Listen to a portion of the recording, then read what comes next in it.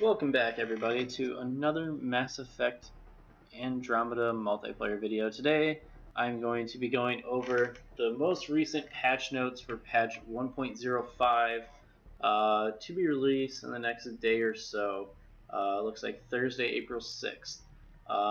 So lots of good improvements coming, good changes coming.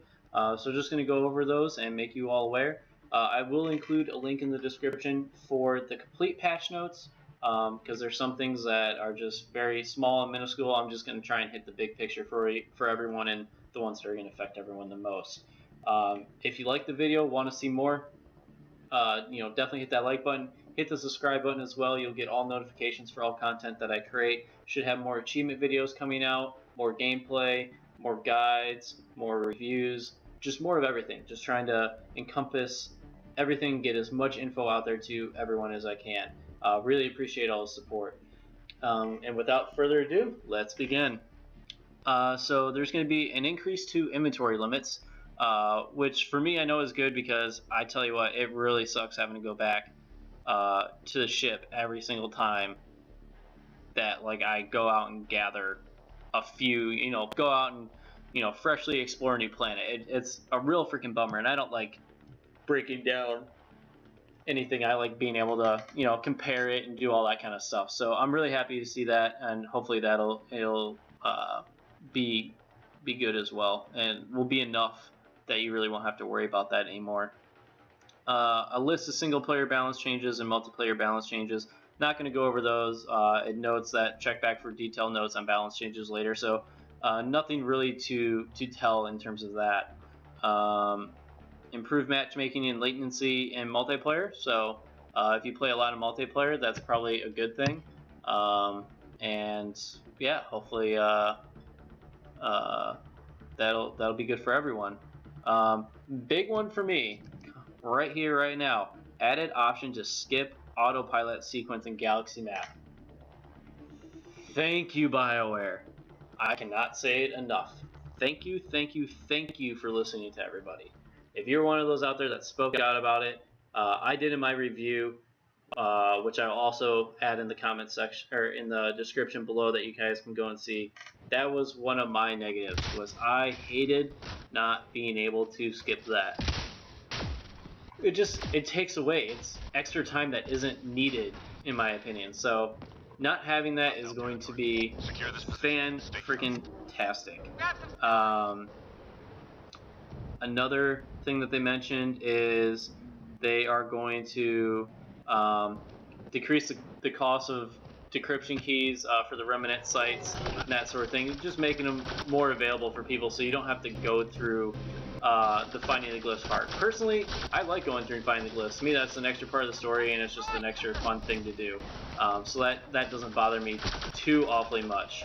Another thing that they mentioned was changing the character animations and the faces, improving and all that, improving writers' movements, improving just general bug fixes that everyone's been complaining about, which is huge. That's the one major thing that people have really been on about and really upset with BioWare about in this game. So hopefully with them making those changes, more people will be open to them, or open to getting the game and or giving it a second chance. And I mean, past that, I really haven't heard. There's not been too much that people have been really on about hey, this is really broken, or this is really this. A lot of it has been that facial animation. So to see them fixing that so quickly is huge. And BioWare, all credit to BioWare and the developers is, they've always been very, very quick with fixing things that fans demand needing to be fixed. So and being honest about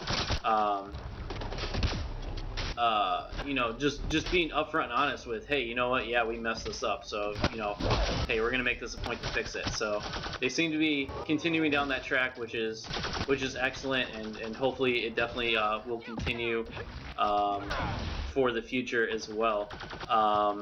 Another thing that they did mention, I don't really want to go too much into it, just because I think it's got maybe blown up a little bit bigger than what it could have been or should have been. And no matter what you agree with, please keep it civil. This isn't meant to be a big political statement, but the transgender character, they're changing how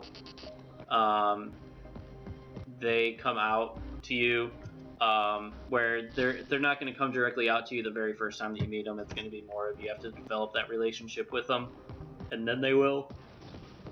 So, you know, if it makes people happy, it makes people happy. To me, I didn't. I'll be honest, I don't even really remember that part in the game. You know, it's not one of the memorable moments, and I didn't, you know, at the time I didn't go, oh man, I have a real issue with this. But I'm also not one of the people that really gets offended by very much. So that's more just me. Let's see here, what else do they got? So just general other bug fixes, just stuff that I've never run into. I guess there was a couple issues with remnant towers and not being able, you know, after failing the decryption a few times, not being able to go back in, not being able to save after acquiring Drex, and just that sort of stuff. So they're definitely on the right road. Hopefully they continue. Hopefully they will continue making the bug improvements, and yeah, just overall, hopefully they stay connected with the community as they have been so far, and will continue listening, because I know that's a big thing for me in a lot of games these days. Is, you know, not to pick on Call of Duty, I know it's real easy right now, but you know, yes, they have these games in development for 3 years, but the community itself is completely at fault for what is happening, in my opinion. Wanting to change it, and complaining for so long, complaining the developers never listened to them. Well, the developers did, and to help compensate for the lack of funds, yeah, now they got to do all this other stuff. So, but getting sidetracked there. All in all, it looks like a good update. Looks like they will continue fixing things the way that they need to be fixed, and making the game better and better and better every single update, which is what all you can really expect. So they're on the right track. They're making the right fixes. I'm impressed that they're out with bug fixes for all the facial animations, bug movement, or eye movements that are bugs, and just that sort of stuff.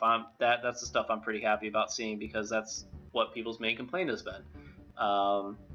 So yeah, so that's really it. Kind of small number of items in the patch, but could do a lot of good with the patch as well. That's about it. Like I said, I will include the link if you want to go in more details or catch up with it at a later date. So I'll leave that link in the description for everyone. And that's all I have. So until next time, thanks for stopping by. Make sure you like and subscribe, and we will see you later.